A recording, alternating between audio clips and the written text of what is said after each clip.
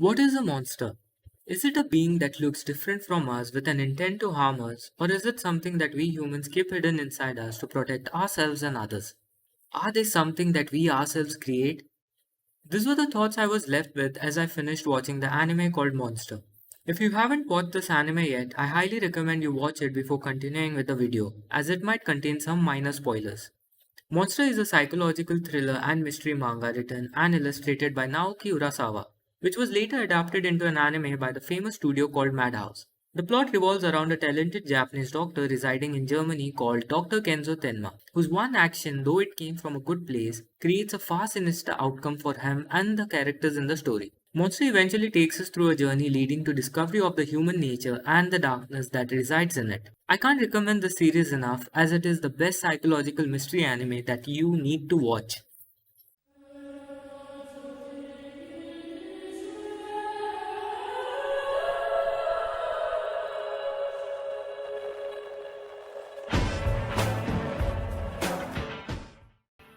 The world of Monster perfectly complements the tone of the show. The show brings parts of a dark and a mentally messed up real world to the animated screen. It creates an eerie atmosphere which is uncomfortable yet immersive.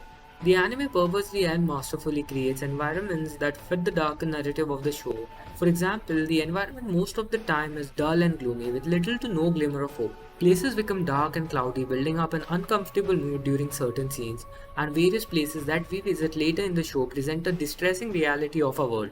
The world of Monster is intricately created to help convey its theme and story, which is aesthetically distressing yet beautiful for how it is meaningfully presented to the audience. So let's talk about the characters of Monster. Monster features characters ranging from empathetic and caring to downright evil, devoid of any emotions at all. Characters in the series are written to revolve around the grey area, making them grounded in reality and more real.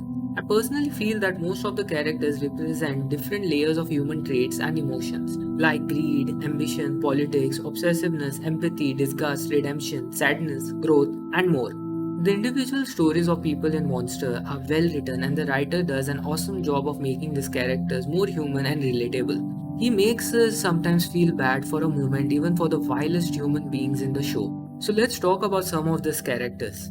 Kenzo Tenma, the main lead, is a representation of the goodness in the world. Kenzo is a talented and a compassionate doctor who just wants to do the right thing. He is incorruptible and empathetic towards even the worst characters. Kenzo is impartial towards everyone and believes that all lives should be treated equally, even the worst ones. Even when everything seems hopeless for him, Kenzo just wants to do good for everyone and even brings out the brighter side of humanity from others. Johan is the antagonist of the series, though he has less screen time, he stays with you. Johan is the polar opposite of Kenzo Tenma in a sense, he is the embodiment of the word evil. Johan shows absolutely no remorse towards his victims. He is devoid of any emotions yet charismatic. He can lure and seduce literally anyone towards him with his elegant mannerisms and beauty.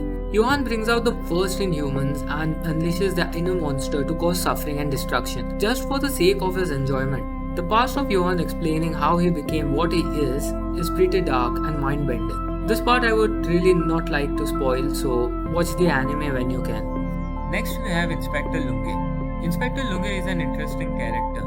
He represents a human trait of obsession. While being a talented detective gifted with exceptional deduction skills, Lunge is a prideful human being who is obsessed with proving that Kenzo is a murderer, even when there is evidence proving to the contrary. Lunge's obsession with proving himself right makes him blind towards all the other details, and in his pursuit of proving that Kenzo is evil, he destroys his relationship with his family. Despite all this, Lunge is not an evil person, but someone that is so obsessed with solving a puzzle that he forgets all the important pieces around him. This in time leads to more harm in the end. Finally, I'd like to talk about Eva Heinemann.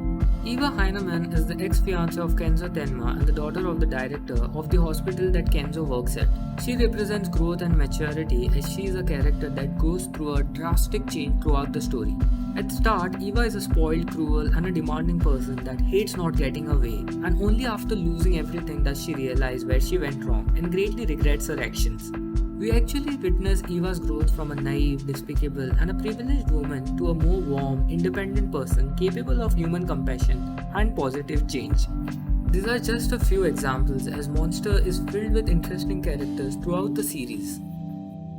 The animation of Monster is not the most detailed or special, but I think it suits the narrative and the world very well. The animation decides to put more focus on the characters, and this works nicely. The characters and their individual stories make the series, so for the animation to focus on their details makes much more sense. Sure, the animation may be a bit dated for some, but I personally think it still holds out pretty well. I would go as far to suggest the anime of Monster more than the manga. Manga is outstanding as well, but the anime brings this beautiful dark world of Monster to life. The animation does a good job of conveying the tone and bringing the darkness to the series, from its dark, cloudy scenes that create a gloomy atmosphere to the large, isolated landscapes that create a feeling of loneliness and fear.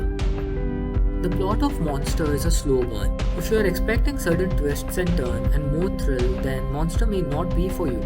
Monster takes its sweet time setting up characters and story properly. It's an anime with over 74 episodes spanning over a couple of arcs. Since the heavy focus is more on the story, some may get turned off with the slow pacing.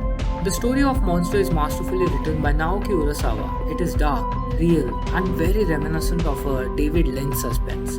The narrative of Monster will mess with your mind and make you question your humanity. Monster may be a slow anime, but it is worth watching. The psychological elements, the journey of our protagonist, and the outstanding narrative will hook you in. Every arc is well crafted and well written, with some having a shocking conclusion while some having dark. By the time I had finished watching the anime, I was left with more questions than answers. But the questions were for humanity and its nature. The story, while being long, is a thought-provoking and an excellent adventure throughout. You just have to slowly savor and accept it for what it is. Naoki Urasawa is a genius for coming up with this anime. And as a big fan of the mystery genre, I can't thank him enough for this masterpiece. So getting back to the start, what is a monster? Is it a being that looks different from us with the intention to harm us? Or is it the darkness within us that we keep concealed to protect us from ourselves?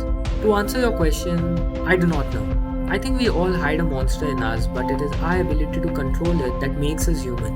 I wonder if humanity is a mask that we wear to hide what we really are. I feel like sometimes it's us that bring out the monster in others in order to keep ours hidden from the world. These were the thoughts that ran in my mind as I kept watching Monster. For example, in the series, a children's book named Obluda or the Nameless Monster describes the story of a monster with no identity. This monster offers people powers by going inside them only to eat them from inside and take over their bodies. I think this explains how people create monsters by manipulating good people in the lust for power, harming everyone along with themselves. Well, we do live in a society, right? In conclusion, I would like to say that Monster is the best psychological mystery anime to be ever made and one of the best psychological mysteries to be created in the world. The story is thought-provoking, engaging, real, and features some of the best characters to be ever written. I highly recommend this anime and think that this is one of those experiences you need to have at least once in your life.